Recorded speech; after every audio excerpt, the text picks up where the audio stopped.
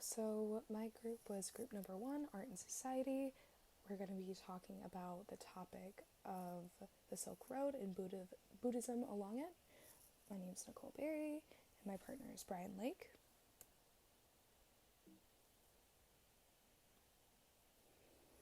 So the Silk Road was a network of trade routes which connected to the east and west and was central to the economic, cultural, political, and religious interactions between these regions from the 2nd century BCE to the 18th century.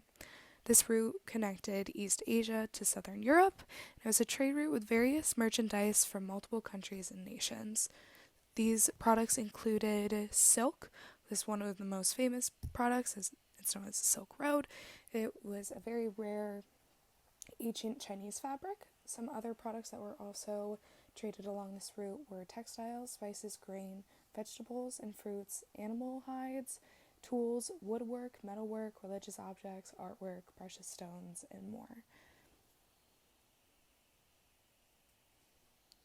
So for the involvement in the Silk Road, there was merchants from different regions all along Eastern Europe, the Middle East, Central Asia, the Far East, that covered the land, as well as there were some maritime routes which transported goods from China and Southeast Asia through the Indian Ocean to Africa and India and the Near East.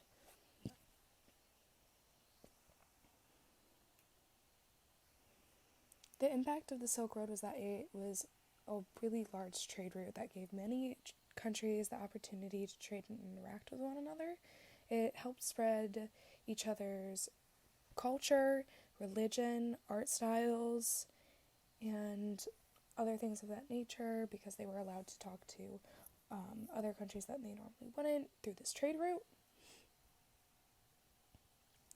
Buddhism started in India, and it was built on the idea of the path to spiritual development.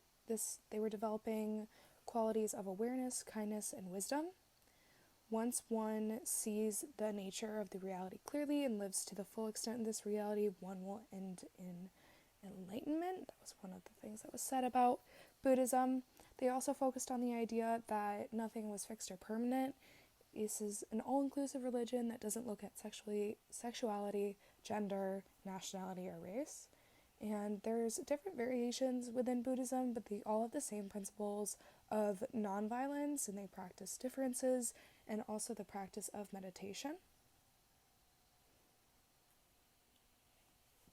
So we could see Buddhism was in the Silk Road because Buddhism was also like many other religions that were spread across the Silk Road. It was spread towards India, Southeast Asia, Central Asia, and China. And this was spread because of the monks that traveled along the Silk Road. They were responsible for the transmission of Buddhism. There was also manuscripts that were traded throughout the Silk Road. That there was manuscripts with Gandhari language, and this was seen, like I said, all along the Silk Road because they would trade different manuscripts and things like that.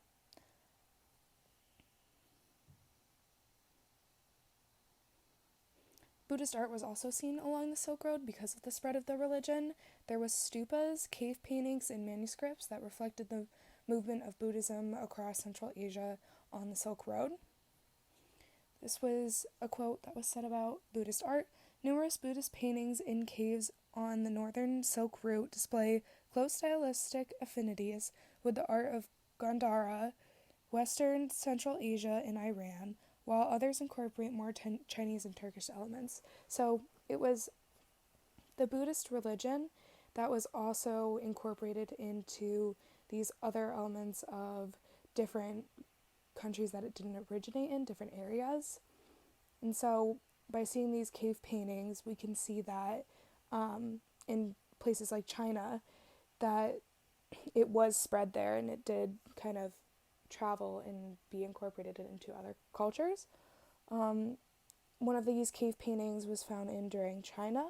This possesses a bunch of Buddhist wall paintings and sculptures in their caves, and these caves were kind of like Buddhist temple areas. They were caves called Mago Grottos.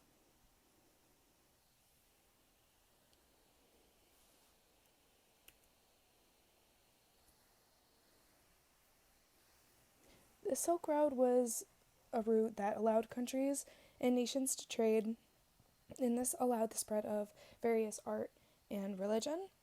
Buddhism was seen primarily in India until the Silk Road was created, and because of the Silk Road, Buddhism spread into East Asia, and there's proof of this because there's art left behind. There's art left behind in those Mago grottos that I was saying, and different Buddhist temples throughout China.